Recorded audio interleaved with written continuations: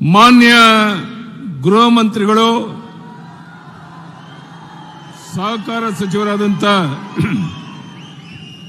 Amit Shah G ಅವರೇ, ರಾಜ್ಯ BJP ಅಧ್ಯಕ್ಷರಾದಂಥ BY ವಿಜೇಂದ್ರ ಅವರೇ, ವಿರೋಧ ಪಕ್ಷದ ನಾಯಕರಾದಂಥ R ಅಶೋಕ್ ಅವರೇ, ಕರ್ನಾಟಕ ಉಸ್ತುವಾರಿಗಳಾದಂಥ ರಾಧಾ ಮೋಹನ್ ದಾಸ್ ಅಗರ್ವಾಲ್ ಅವರೇ, ಸಹ ಉಸ್ತುವಾರಿಗಳಾದಂಥ ಸುಧಾಕರ್ ರೆಡ್ಡಿ ಅವರೇ, ಕೇಂದ್ರ ಸಚಿವರಾದಂಥ ಪ್ರಹ್ಲಾದ್ ಜೋಶಿ ಅವರೇ, ಮಾನ್ಯ DV ಸದಾನಂದ ಗೌಡ್ರೆ, ಶೋಭಾ ಕರಂದ್ಲಾಜೆ ಅವರೇ, CT ರವಿ ಅವರೇ, ಬೆಂಗಳೂರು ಗ್ರಾಮಾಂತರ ಅಭ್ಯರ್ಥಿಯಾದಂಥ ಹಿರಿಯರಾದಂಥ ಡಾಕ್ಟರ್ CN ಮಂಜುನಾಥ್ ಅವರೇ, ತೇಜಸ್ವಿ ಸೂರ್ಯ ಅವರೇ, PEC ಮೋಹನ್ ಅವರೇ, ಡಾಕ್ಟರ್ ಸುಧಾಕರ್ ಅವರೇ, ಗೋವಿಂದ್ ಕಾರಜೋಳ ಅವರೇ, ಅಶ್ವಥ್ ನಾರಾಯಣ ಅವರೇ, ಎಲ್ಲ ಶಾಸಕ ಮಿತ್ರರೇ, ಇಲ್ಲಿ ಸೇರಿರುವಂತ ನಮ್ಮೆಲ್ಲ ಹಿರಿಯ ಕಾರ್ಯಕರ್ತ ಬಂಧು ಭಗಿನಿಯರೇ, ಮಾಧ್ಯಮದ ಸ್ನೇಹಿತರೆ, ನಾನು ಜೈ ಶ್ರೀರಾಮ್ ಅಂತ ಹೇಳಿದ್ರೆ ಎರಡೂ ಕೈ ಎತ್ತಿ ಜೈ ಜೈ ಶ್ರೀರಾಮ್ ಅಂತ ಹೇಳಬೇಕು. ಜೈ ಶ್ರೀರಾಮ್, ಜೈ ಶ್ರೀರಾಮ್, ಜೈ ಶ್ರೀರಾಮ್.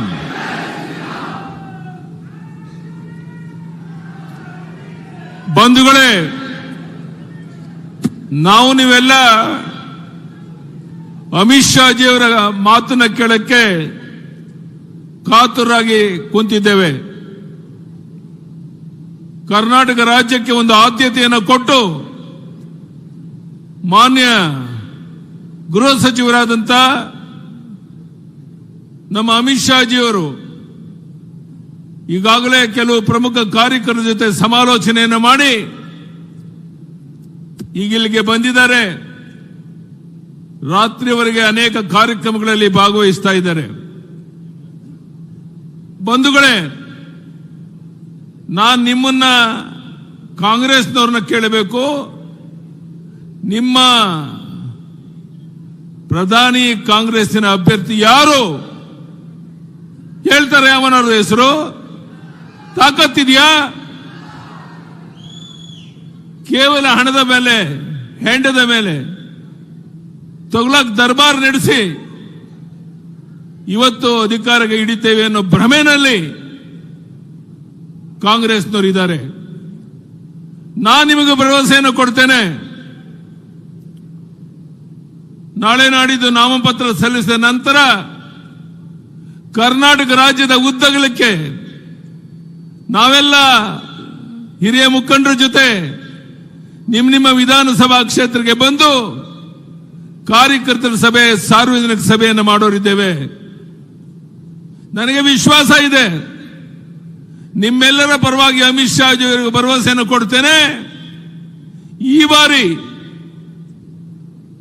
ನಿಮ್ಮ ಮತ್ತೆ ನರೇಂದ್ರ ಮೋದಿಜಿಯವರ ನೇತೃತ್ವದಲ್ಲಿ 28ಕ್ಕೆ 28 ಲೋಕಸಭಾ ಕ್ಷೇತ್ರವನ್ನು ಗೆದ್ದು ಡೆಲ್ಲಿಗೆ ಆ 28 ಲೋಕಸಭಾ ಸದಸ್ಯರನ್ನು ಕರ್ಕೊಂಡು ಬರ್ತೇನೆ. ಈ ಭರವಸೆಯನ್ನು ಕೊಡಬಹುದು ಅನ್ನೋದಾದ್ರೆ ಎಲ್ಲರೂ ಕೈ ಎತ್ತೇಳಿ ಕೊಡಬಹುದು ಯಡಿಯೂರಪ್ಪನವರೇ ಅಂತ. ನಾನು ರಾಜ್ಯದ ಉದ್ದಗಲಿಗೆ ಸುತ್ತಿದ್ದೇನೆ. ಕರ್ನಾಟಕ ರಾಜ್ಯದ ಜನರ ನಾಡಿಯ ಮಿಡಿತ ಗೊತ್ತಿದೆ ನನಗೆ. ನಿಮ್ಮ ತೊಗಲಕ್ ದರ್ಬಾರ್ ನಡೆಯೋದಿಲ್ಲ. ಕಾಂಗ್ರೆಸ್ಸಿನ ಮುಖಂಡರಿಗೆ ಹೇಳ್ತೇನೆ, ಏನಾಯ್ತು ನೀವು ಕೊಟ್ಟ ಭರವಸೆಗಳು? ಕರ್ನಾಟಕ ರಾಜ್ಯದಲ್ಲಿ ಕುಡಿಯೋ ನೀರಿನ ಹಾಹಾಕಾರ ಇದೆ, ಬರಗಾಲ ಇದೆ. ಬೆಂಗಳೂರಿನಲ್ಲಿ ಕುಡಿಯೋ ನೀರಿಲ್ಲದೇನೆ ಜನ ಹಾಹಾಕಾರ ಪಡ್ತಾ ಇರುವಂತ, ಪಶು ಪಕ್ಷಿ ಪ್ರಾಣಿಗಳಿಗೂ ನೀರಿಲ್ಲದೆ ಇರುವಂತ ಒಂದು ದುಸ್ಥಿತಿ ಕರ್ನಾಟಕ ರಾಜ್ಯದಲ್ಲಿದೆ.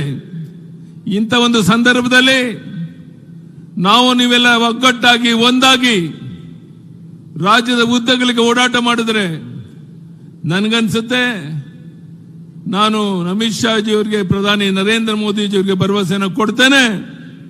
ತಮ್ಮೆಲ್ಲರ ಆಶೀರ್ವಾದದಿಂದ 28ಕ್ಕೆ 28 ಲೋಕಸಭಾ ಕ್ಷೇತ್ರವನ್ನು ಗೆದ್ದು ನಮ್ಮ ಸಂಸತ್ ಸದಸ್ಯರನ್ನ ಡೆಲ್ಲಿಗೆ ನಾನು ಕರ್ಕೊಂಡು ಬರ್ತೇನೆ ಅನ್ನೋ ಭರವಸೆಯನ್ನ ನಾನು ಈ ಸಂದರ್ಭದಲ್ಲಿ ಕೊಡ್ತಾ ಇದ್ದೇನೆ. ಬಂಧುಗಳೇ, ಇವತ್ತು ಸ್ವತಃ ನಮ್ಮ ಗೃಹ ಸಚಿವ ಅಮಿತ್ ಶಾಜಿಯವರು ನಮ್ಮೆಲ್ಲರನ್ನು ಕುರಿತು ಮಾತನಾಡೋರಿದ್ದಾರೆ. ಪ್ರಧಾನಿ ನರೇಂದ್ರ ಮೋದಿಜಿಯವರು ಮತ್ತೊಮ್ಮೆ ಬರೋರಿದ್ದಾರೆ.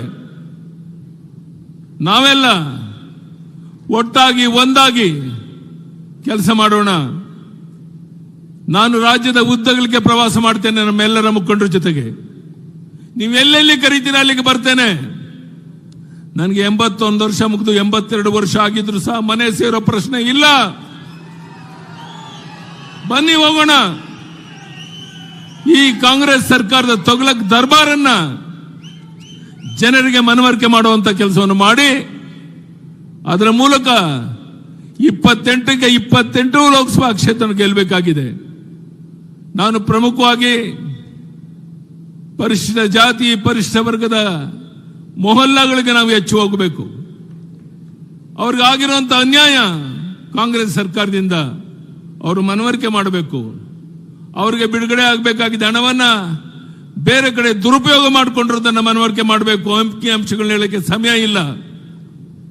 ಈ ರೀತಿ ರಾಜ್ಯದ ಉದ್ದಗಲಿಕ್ಕೆ ಪ್ರವಾಸ ಮಾಡಿ 28ಕ್ಕೆ 28 ಲೋಕಸಭಾ ಕ್ಷೇತ್ರವನ್ನು ಗೆಲ್ಲೋದಕ್ಕೆ ಅವಕಾಶ ಇದೆ. ಬಹುಶಃ ಇಡೀ ಪ್ರಪಂಚ ಅಚ್ಚರಿಯಿಂದ ಪ್ರಧಾನಿ ನರೇಂದ್ರ ಮೋದಿಜಿ ಕಡೆ, ನಮ್ಮ ಗೃಹ ಸಚಿವ ಅಮಿತ್ ಶಾಜಿ ಕಡೆ ನೋಡ್ತಾ ಇದೆ. 21ನೇ ಶತಮಾನ ಇದು ಭಾರತೀಯರ ಶತಮಾನ ಅನ್ನುವಂಥದ್ದು ಮಾತು ಕೇಳ್ತಾ ಇದ್ದೇವೆ. एक देश में 2 प्रधान, 2 विधान, 2 निशान नहीं चलेंगे ಶ್ಯಾಮ್ ಪ್ರಸಾದ್ ಮುಖರ್ಜಿ ಅವರು ಹೇಳಿದಂತ ಮಾತು ಅದು ಇವತ್ತು ಸಾಕಾರ ಆಗ್ತಾ ಇದೆ. ನಾವೆಲ್ಲ ಒಟ್ಟಾಗಿ ಒಂದಾಗಿ ಕೆಲಸ ಮಾಡಬೇಕಾಗಿದೆ. ನಾನು ಮತ್ತೊಮ್ಮೆ ನಿಮ್ಮೆಲ್ಲರಿಗೂ ಕೈ ಜೋಡಿಸಿ ಪ್ರಾರ್ಥನೆ ಮಾಡ್ತೇನೆ. ಯಾವ ಪ್ರಧಾನಿ ನರೇಂದ್ರ ಮೋದಿಜಿಯವರು, ಅಮಿತ್ ಶಾಜಿಯವರು ಒಂದು ದಿನ ವಿಶ್ರಾಂತಿಯನ್ನು ಪಡೆದೇನೆ ದೇಶದ ಉದ್ದಗಲಿಗೆ ಹೋಗಿ ಬಂದ ಮೇಲೂ ಸಹ ಪಕ್ಷವನ್ನು ಬಲಪಡಿಸೋ ದೃಷ್ಟಿಯಿಂದ ಕೆಲಸ ಮಾಡ್ತಿರ್ಬೇಕಾದ್ರೆ ನಾನು ಇವಿಷ್ಟೇ ನಿಮ್ಮನ್ನ ಕೈ ಜೋಡಿಸಿ ಪ್ರಾರ್ಥನೆ ಮಾಡುವಂತಹದ್ದು. ಬರುವಂತ ಚುನಾವಣೆ ವರೆಗೆ ಯಡಿಯೂರಪ್ಪನವರೇ, ನಾವ್ಯಾರು ಮನೆ ಸೇರಲ್ಲ. ಮನೆ ಮನೆಗೆ ಹೋಗಿ ಬಿಜೆಪಿ ಅಭ್ಯರ್ಥಿ ಯಾರೇ ಇರಲಿ ಅವ್ರನ್ನ ಗೆಲ್ಸಕ್ಕೆ ಪ್ರಾಮಾಣಿಕ ಪ್ರಯತ್ನ ಮಾಡ್ತೇವೆ ಅನ್ನೋ ಭರವಸೆಯನ್ನು ನೀವು ಕೊಟ್ರೆ ಖಂಡಿತ ನಾವು 28ಕ್ಕೆ 28 ಲೋಕಸಭಾ ಕ್ಷೇತ್ರವನ್ನ ಗೆಲ್ಲಕ್ಕೆ ಸಾಧ್ಯ ಇದೆ. ಇಡೀ ಜಗತ್ತು ಈ ಬರುವಂತಹ ಲೋಕಸಭಾ ಚುನಾವಣೆ ಕಡೆ ನೋಡ್ತಾ ಇದೆ. ಇಡೀ ಜಗತ್ತು ಪ್ರಧಾನಿ ನರೇಂದ್ರ ಮೋದಿ ಕಡೆ, ಅಮಿತ್ ಶಾಜಿ ಕಡೆ ನೋಡ್ತಾ ಇದೆ. ಇಂಥ ಒಂದು ಸಂದರ್ಭದಲ್ಲಿ ನಾವೆಲ್ಲ ಒಂದಾಗಿ ಕರ್ನಾಟಕ ರಾಜ್ಯವನ್ನು ಮಾದರಿ ರಾಜ್ಯವನ್ನಾಗಿ ಮಾಡೋಣ. ಏನಾಯ್ತು ಕಾಂಗ್ರೆಸ್ ಮುಖಂಡರು ಕೇಳ್ತೇನೆ, ಕಿಸಾನ್ ಸನ್ಮಾನ್ ಯೋಜನೆ 6,000 ರೂಪಾಯಿ ಕೇಂದ್ರ ಕೊಟ್ರೆ ನಾನು ಮುಖ್ಯಮಂತ್ರಿ ಆಗಿ ನಾನು 4,000 ಕೊಡ್ತಾ ಇದ್ದೆ. ಯಾಕೆ 4,000 ಕೊಡೋದು ನಿಲ್ಸಿದ್ರಿ? ಭಾಗ್ಯಲಕ್ಷ್ಮಿ ಯೋಜನೆ ಕೋಟ್ಯಾಂತರ ಹೆಣ್ಣು ಮಕ್ಕಳಿಗೆ ನೆಮ್ಮದಿಯಿಂದ ಬದುಕುವಂತ ಒಂದು ಯೋಜನೆ ಯಾಕೆ ನಿಲ್ಲಿಸಿದ್ದೀರಾ? ಇದ್ಯಾವುದಕ್ಕೂ ಕಾಂಗ್ರೆಸ್ನಲ್ಲಿ ಉತ್ತರ ಇಲ್ಲ.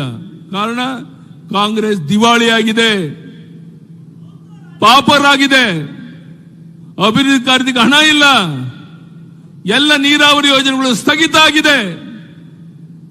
ಯಾವ ಕಡೆ ಸಹ 1 ಕಿಲೋಮೀಟರ್ ರಸ್ತೆ ಮಾಡುವಂತ ಯೋಗ್ಯತೆ ಈ ಸರ್ಕಾರಕ್ಕಿಲ್ಲ.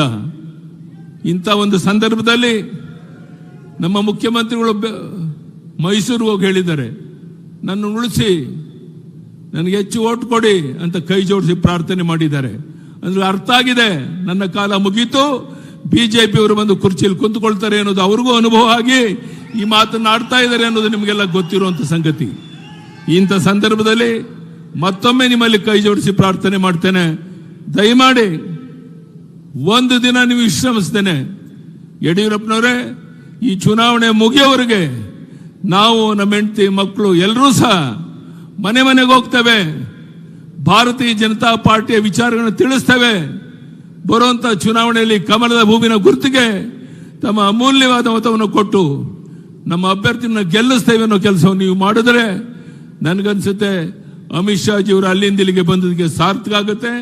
ಆ ಕೆಲಸವನ್ನು ನೀವೆಲ್ಲ ಸೇರಿ ಮಾಡಬೇಕು ಅಂತ ಕೈ ಜೋಡಿಸಿ ಪ್ರಾರ್ಥನೆ ಮಾಡಿ ಮತ್ತೊಮ್ಮೆ ತಮ್ಮೆಲ್ಲರಿಗೂ ವಂದನೆ, ಅಭಿನಂದನೆಯನ್ನು ಸಲ್ಲಿಸಿ ನನ್ನ ಮಾತನ್ನು ಮುಗಿಸ್ತೇನೆ. ಬಲೋ ಭಾರತ್ ಮಾತಾ ಕಿ. ಪ್ರಧಾನಿ ನರೇಂದ್ರ ಮೋದಿಜಿಯವರಿಗೆ, ಗೃಹ ಸಚಿವ ಅಮಿತ್ ಶಾ ಜಿಯವರಿಗೆ ಭಾರತ್ ಮಾತಾ ಕಿ. ನಮಸ್ಕಾರ, ಧನ್ಯವಾದ. ನಮ್ಮನ್ನು ಉದ್ದೇಶಿಸಿ ಮಾತಾಡಿದಂತ ಯಡಿಯೂರಪ್ಪಾಜಿ ಅವರಿಗೆ ಧನ್ಯವಾದಗಳು. ಈಗ 5 ಲೋಕಸಭಾ ಕ್ಷೇತ್ರದ ಅಭ್ಯರ್ಥಿಗಳು ನಮ್ಮ